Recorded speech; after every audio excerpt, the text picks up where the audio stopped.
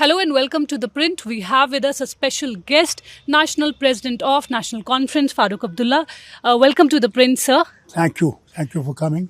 Yes, sir. You must have seen Prime Minister Narendra Modi held a rally today. And we have seen that he has been targeting, the PDP, Gandhi family, the Abdullahs. He has been talking about the dynasties. And today, once again, he said that, these three particular families have pushed Jammu and Kashmir back. How do you respond to that? I wish you would have seen that when militancy was at the height, who paid the price for staying with the nation?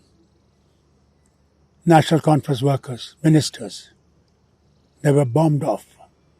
IEDs were put under their cars. And what did they die for? To hold Indian nation high. That Modi ji forgets, unfortunately. Who was the one who brought India into Kashmir into India? Who? Sheikh Omar Abdullah, Sher Kashmir, and his party, National Conference. The Maharaja alone couldn't have done it. Already, Jinnah wanted that Kashmir, being a Muslim majority state, it should join Pakistan. We oppose that. He forgets that. He thinks we are the ones. I want to remind him, he was sitting in the Rajya Sabha when Ghulam Nabi Azad, opposition leader, spoke and compared two states, Gujarat and Jammu and Kashmir, and gave figures and showed that Jammu and Kashmir state was much higher in every field than Gujarat. How did that happen? Is it because it was a family rule? It is because we drove the state to a modern country state. In every way, in education. Education was free from the primary class to the university level. Healthcare, agriculture sector, horticulture sector, tourism sector, every sector you see, this state has improved than many other states. You have talked a lot about Article 370 and the special status of Jammu and Kashmir. Your manifesto also mentions it. But, this is something that is the prerogative of the centre.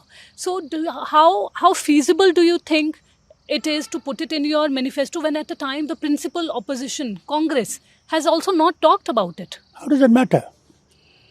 I want to ask them, the Sangh, ever since 370 was given to the state, there was even Shama Prasad Mukherjee who signed that. Sardar Patel who signed it. And Nehru wasn't here. Nehru was in America. And it was approved. So, what was it done for? To bring the state up. I want to ask him, reservation for the state of Jammu for scheduled caste was only 25 years. Why is it continued till now? Why? Because they're still down. Therefore, what he says is absolutely wrong.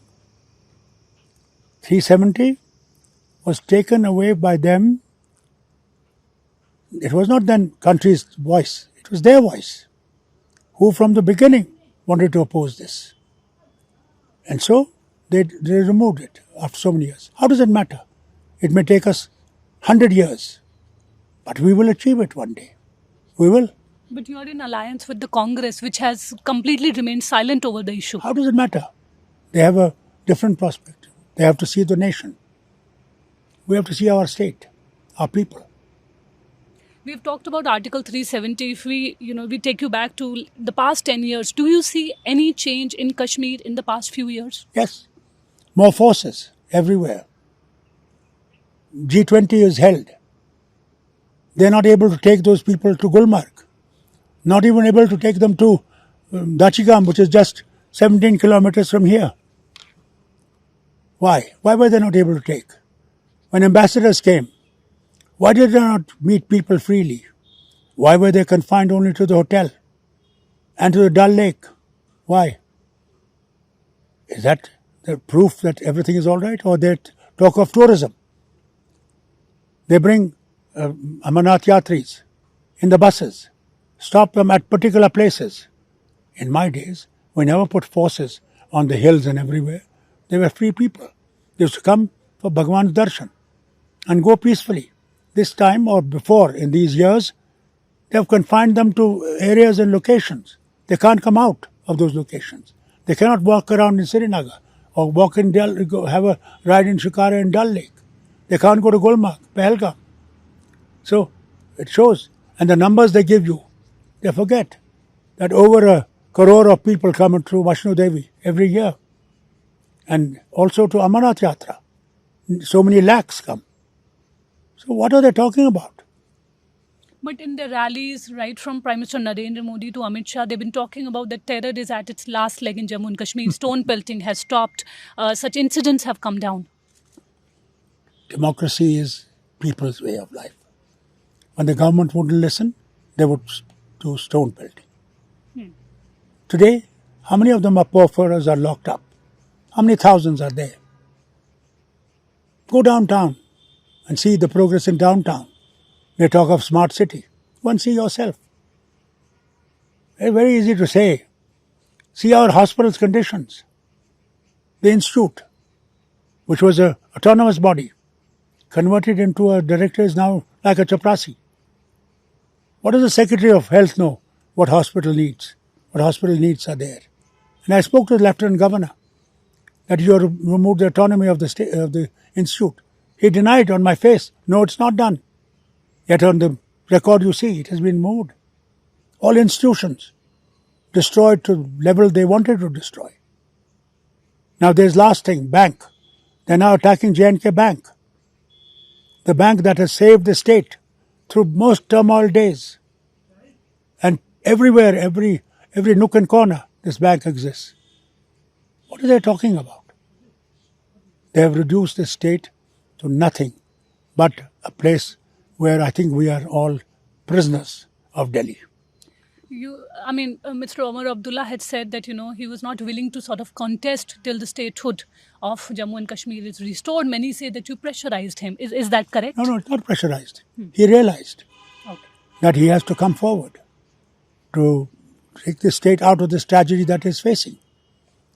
People want a government of their own, power of their own, so that they can talk. What can one lieutenant governor and his 4 advisors do where 90 people are working? MLAs will be 90. There will be upper house also reintroduced. They'll also represent areas that are not represented by the MLAs. So this is what we want. But a chief minister of Jammu and Kashmir, as it is right now, won't even have much power of transfer, posting. Just like in Delhi, we see, there's this constant, conflict between the... We will have conflict. We'll face the conflict. But the we'll CM... go to Supreme Court. This is a state. Delhi was never a state. It's the first time in the history of this nation that you have a state reduced to UT. I have seen UTs being made states. It's the biggest tragedy this government has done to the people of Jammu and Kashmir. When will you approach the Supreme Court? After we win, inshallah, with full force we'll go. You're confident about getting a clear majority? Inshallah, both us and Congress, or we are in unity. In case it is a fractured mandate, what happens then? Then we'll see at that time what is the best option before us. But at the same time, there was a lot of negotiation that went into the alliance, Congress as well as NC. Many within the NC were not quite happy about it. What exactly happened? Nobody is happy because they are not able to contest, both in Congress and us. Some have to sacrifice for the unity of the state. So we had to sacrifice and they had to sacrifice. But what about the Gupkar alliance? You sort of gave up on that. No, we're not given up. We have elections came, parliamentary elections. They didn't stand by us, we didn't stand by them. They didn't stand by you? No. So here also the same thing. We didn't approach them, they didn't approach us. But who is your, political rival number one? Is it the BJP or the PDP?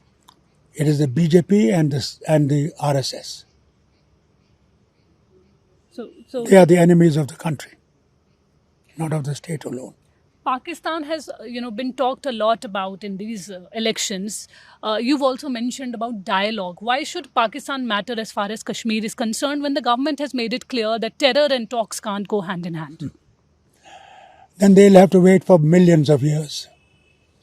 They can talk to China, which is controlling over 2,000 kilometers of our soil. They can talk to them 20 times, and the Chinese don't move, but they are further extending as much as they can. Why can't they talk to the neighbor here? What's the problem? Do the thing by sitting on one side, the matter will disappear. Even if tomorrow my government is there, of National Conference Congress, they'll have to face the terrorism the same. This will not die. They forget 814 IC. Mazhar and others were released, who are now running the policies from there. The Kandahar tragedy. Yes. They're responsible. I disagreed with them at that time. Forcefully. Who will be the CM? That will come when we win the election and you will see the face of CM. Why not say Omar Abdullah, who has served in the past? How does it matter? We're not going to say anything. Let's first win the election.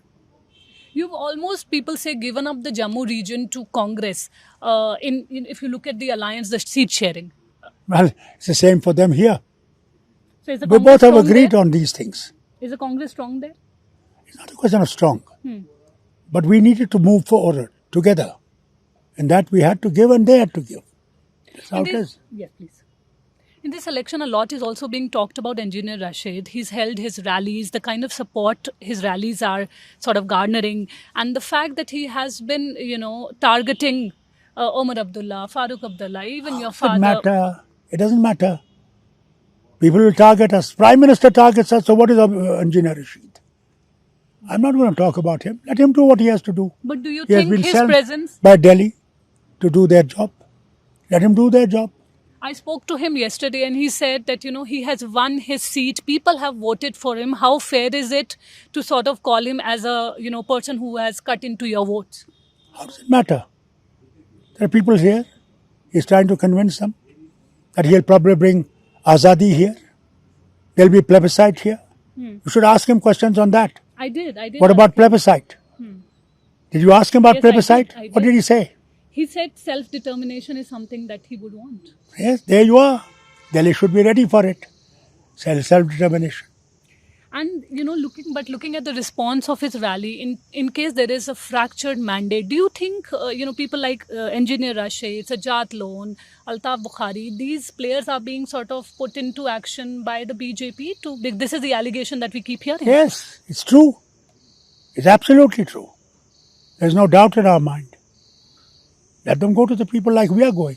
But why are the people not able to realize it then? And why are you not able to make the people realize that? We are trying our best, as best as we can. Let's up to people. It's for them to decide. Prime Minister Narendra Modi has said that only BJP can give statehood, and which is why people should repose their faith in the BJP. I don't trust them. There's Jumla all the time. What happened to that 15 lakhs that they promised people into every bank account? You trust them? They saw the fate of them. That's why they changed how election commission has to be formed. 2 ministers have one opposition. Chief Justice kicked out. The cabinet secretary to decide who from the government officers will be there. That is decided now today by the law minister. What does he know about bureaucracy? There you are. Not much is being talked about, women candidates. Very few women candidates have been fielded by, parties. We have issues. fielded as many as we could. How many? From Kishtawar is one. Then you have one from here, Shamima, there also. Then we have got the option of putting them in the upper house, in the state assemblies. 2 of them were always nominated. So gradually we're getting women in. In our panchayats, we made a 33% reservations. In DDCs, we made 33% reservations.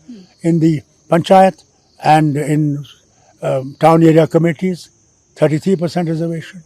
In what is this called, municipalities, 33% reservations. We're building them up. It's a very difficult thing. Here women were all first in pardas. Now gradually they're coming out and we are trying to use them as best as we can. You must have seen that there are many candidates who are being backed by the banned Jamaat-e-Islami organization.